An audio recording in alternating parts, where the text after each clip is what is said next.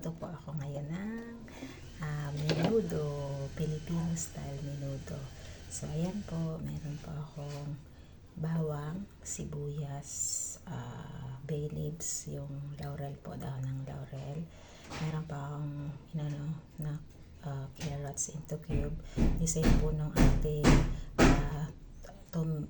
potato po into cube din.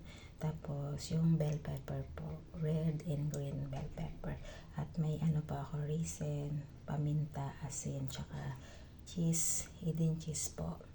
And then syempre ang ating pork nor cube at ang ating ginisa mix. At ito po ang aking pinahiwa ng ready na pork, and then atay ng baboy din po. And then syempre hindi maano yung ating menudo pag walang hotdog, so lalagyan ko po siya ng hotdog. And then syempre may soy sauce po para sa pagsuti po ng ating baboy. At ang ating pinagpapasarap ng ating menudo ay ang Del Monte tomato sauce po. At syempre dadagdag ko siya ng konting tomato ketchup. Ayan. At saka syempre sugar. Lalagyan po natin ng sugar ng ating menudo. Ayan po. Ready na po ang ating sasindihan ko na po ang kalan.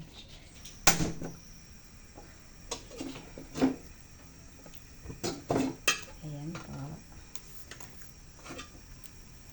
Painitin ko lang muna yung ating kawali bago ako maglalagay ng cooking oil. Ayan, 2 tablespoons of cooking oil po. Ayan.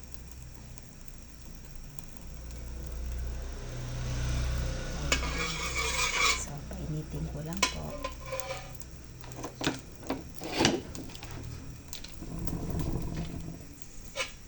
Then, isusutay ko na po ang ating bawang.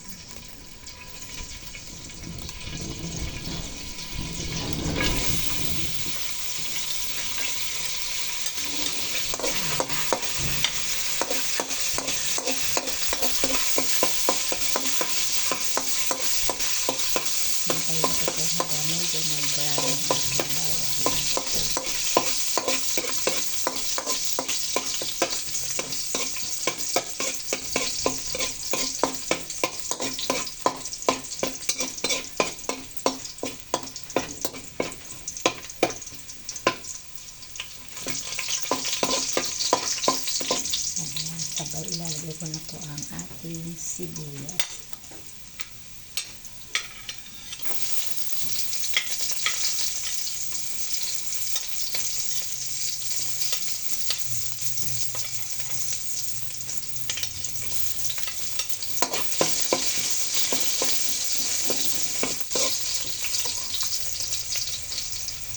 Siyempre, antayin lang po natin kung mag-brown sila.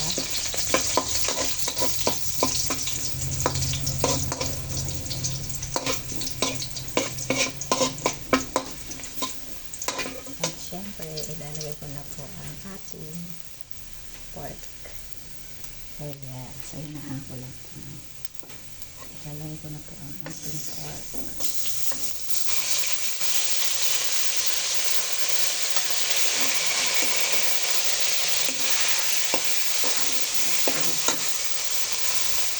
Ilalagay ko lang po ang ating pork.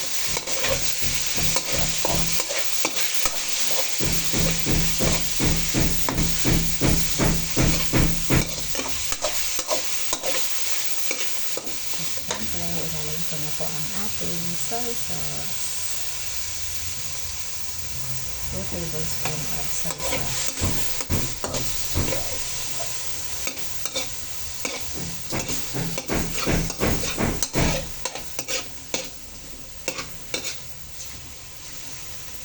Nagsasaute ko na po siya. At while nagsasaute po ako, lalagyan ko na po siya ng paminta. At syempre, para mawala yung lansa, ang ating laurel, ilalagay ko na po. Ayan, 4 leaves of laurel. Ayan, antayin ko po makikita ang ating baboy para po maluto po siya.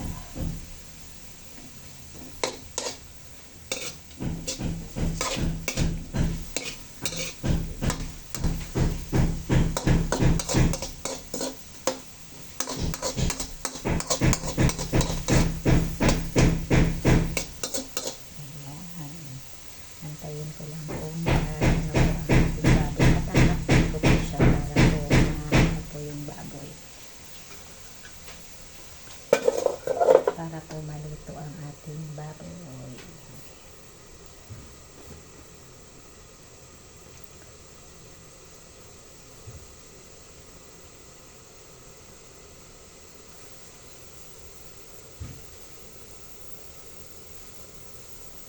Siyempre mga 3 minutes po. At ilalagay ko na rin ang ating atay. Para po maluto na rin po siya sabay ng baboy.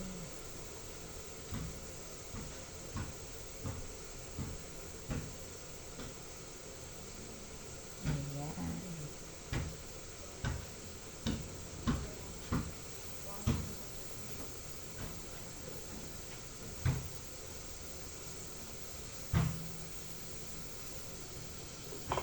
I-check ko po kung okay na siya. Ayan. Sabay, ilalagay ko na po ang atay ng baboy.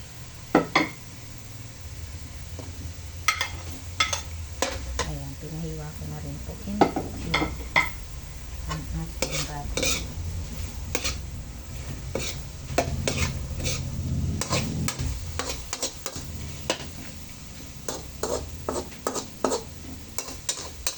Pwede ko na po ilagay ang ating carrots at yung potato para maluto na po kasi medyo matigas po kasi pag once na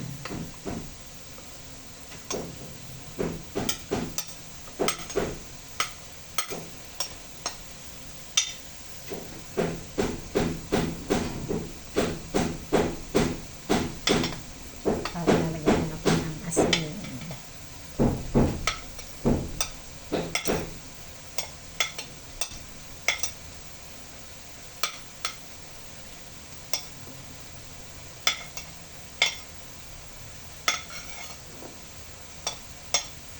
Ayan, lalagyan ko ng asin. Konti lang po. So, mga 1/8 teaspoon kasi mahirap pag ano po, maalat. Ayan.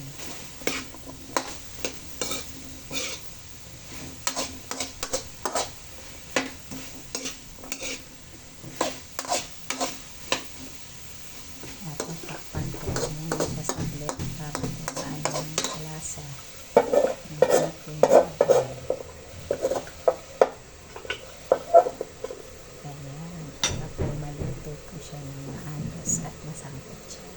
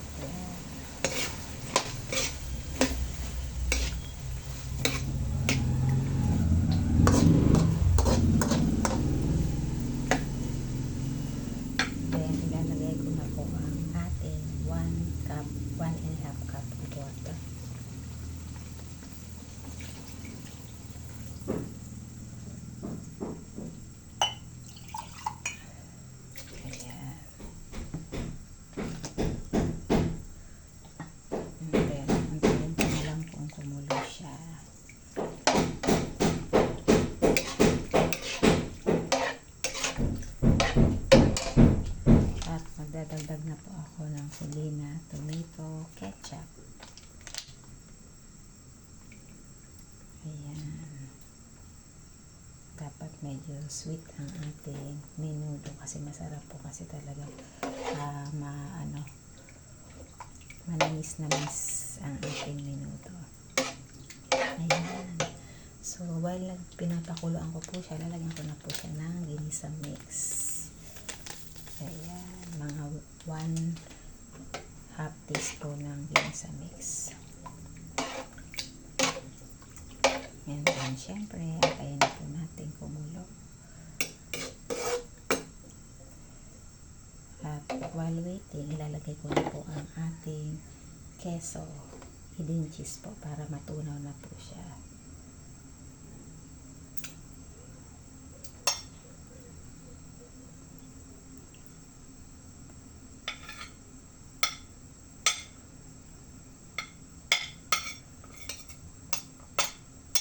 Ayan, at ang ating asukal, unti lang.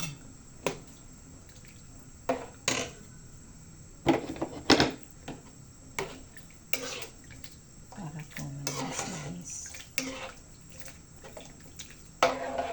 Ayan, antayin na po natin kumulo ang ating pork menudo, Filipino style pork menudo.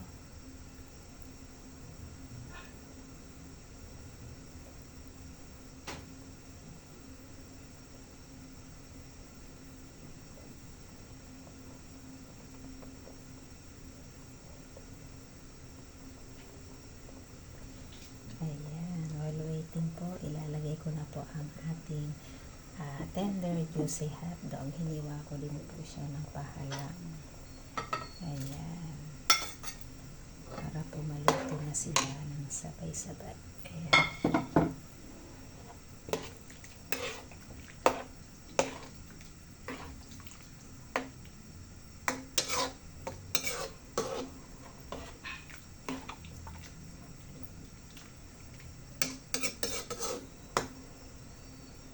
Ayan. Ang bango na po ng halimulyak ng ating pork menudo.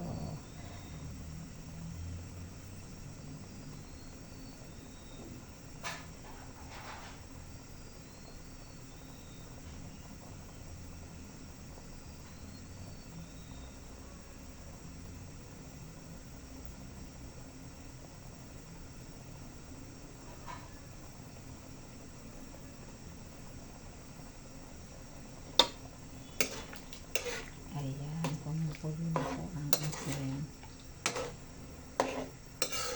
pork menudo. So, halo-halo ko lang po para po matunaw yung ating keso. Masarap po kasi may keso sa menudo para mas cheesy.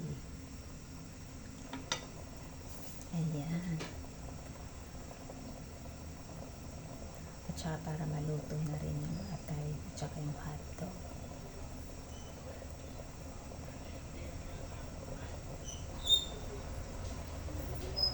Ayan, ang bango na ng halimulyak.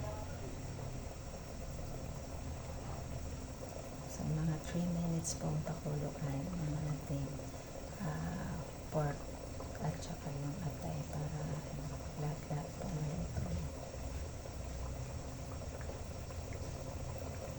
At syempre, para po hindi malagsa yung ating carrots at yung ating potato. So, lagay ko na po yung ating bell pepper. Green and red bell pepper po. So, 2 piraso po.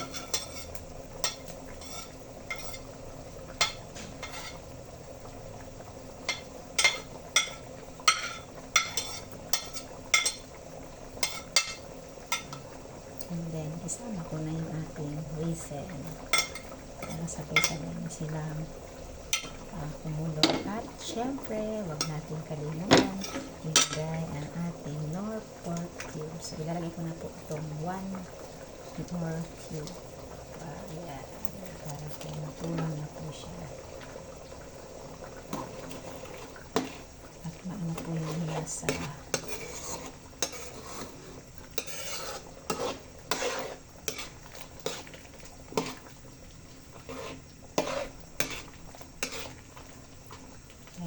gusto nyo medyo masabaw-sabaw. Kasi masarap na sabaw talaga. Ayan. Until lumapot po ang ating pinaka-sauce po ng ating menudo.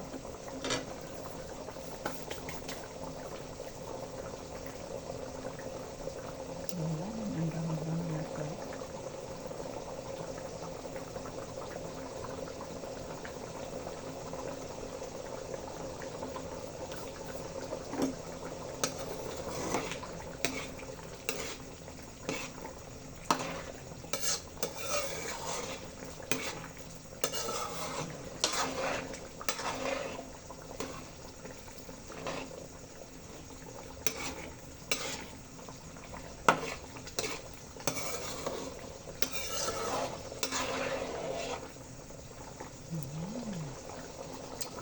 Ang tiis na lang.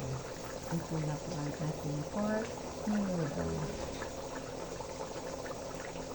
At syempre, titikman ko po yung lasa ng ating pork menudo kung kumusta po ba yung kanyang lasa.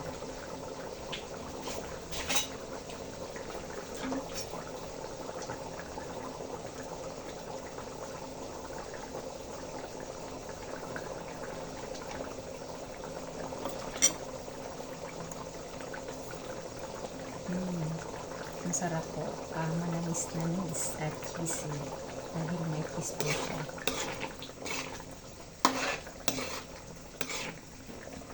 Ayan. Masarap po kasi talaga sa menudo yung manamis-namis.